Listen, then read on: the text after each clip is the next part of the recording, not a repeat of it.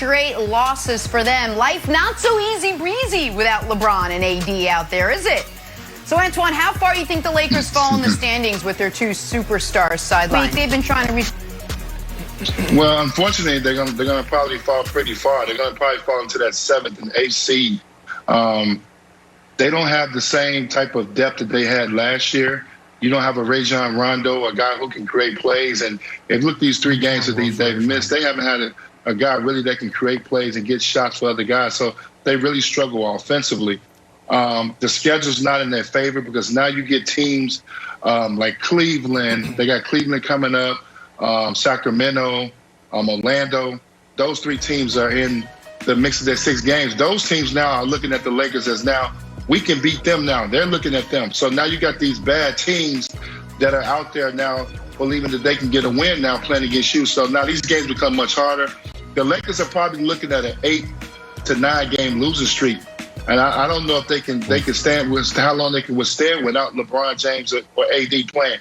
They're going to probably force LeBron and AD to speed up their rehab process to get back on the court because they can really fall in. They're only 4.5 games out of the 8th spot. This thing can get really ugly fast. I don't like what they make of their team. Too many guys on the Lakers are not playing well and not playing good basketball. So this could turn into a real disaster. So I do think they're going to, when LeBron plays again, they'll be the 7th seed. I also think the 7th seed is not going to be a problem because once LeBron comes back, I think they'll be able to move up to the 6 line. And even if they stay in the 7 line, they'd have to lose consecutive elimination games in order to not make the playoffs. And there's 0% chance of that happening with LeBron and AD back. But where I disagree with Antoine, or where I shouldn't even say I disagree, where I will be more concerned about how far they will fall is if Antoine's right about them losing to Cleveland, Orlando, and the Kings. The way I look at it, over the next month of basketball, there's 7 games the Lakers should have circled. Those 3 Antoine mentioned, and then in the next group, they have Toronto, which is a disaster right now, the Knicks, Charlotte, and Boston. Those 7 games, the 3 Antoine mentioned and the 4 I just mentioned, they've got to go at least 4-3 because against any good team, until one of their 2 stars is back, they can't win. They're not going to steal a win against Philly or Milwaukee or the Clippers, or they play back-to-back against the Mavs and back-to-back against the Jazz. They're not going to beat those teams. So I look at those 7 games and say, you got to go at least 4-3 against the bad teams. Hopefully for the Lakers, if you're a Lakers fan, 5-2.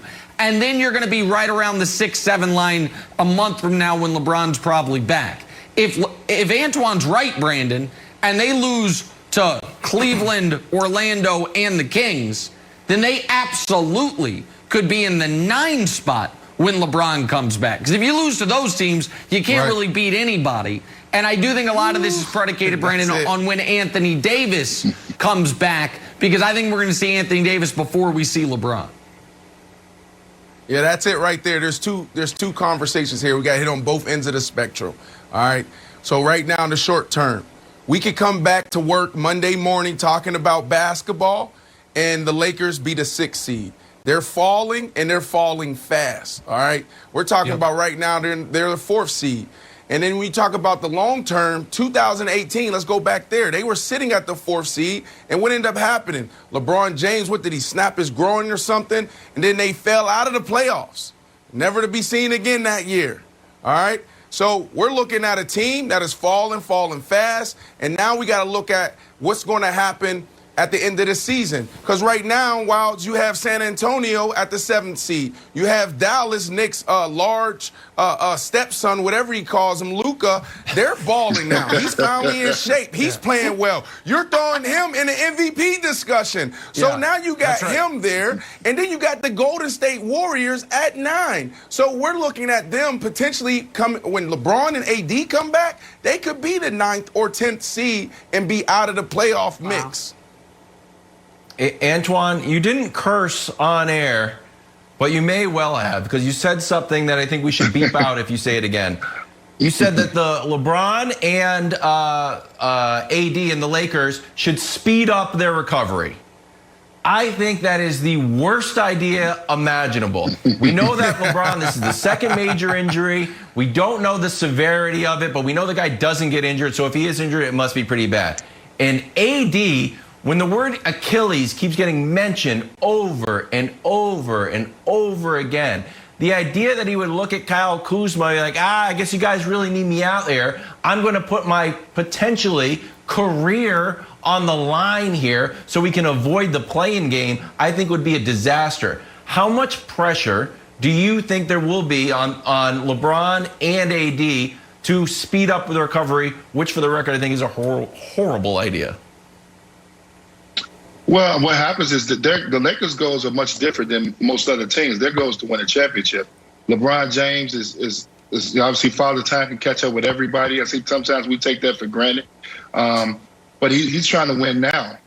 We know he signed an extension, but, LeBron wants to get in the playoffs win. And I'm not worried about the Lakers as far as seeding, obviously, because the fans don't play a big part. So I'm concerned that they could fall 8, 7, 8, 9. And that's a tough haul to get back going because AD's got to get in some type of basketball shape. We know LeBron will come back ready.